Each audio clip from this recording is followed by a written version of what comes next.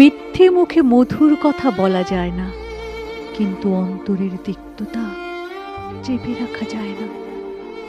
সময়ের সঙ্গে সব অভিনয় ফাঁস হয়ে যায়, কারণ অভিনয় কখনো স্থায়ী হয় না। শুধু নামমাত্র সম্পর্ক টেনে নেওয়া যায়, কিন্তু সেখানে শান্তি থাকে না। একসাথে থেকেও যদি দূরত্ব বেড়ে যায়, তবে সেই সম্পর্ক কেবল বোঝা হয়ে দাঁড়ায়।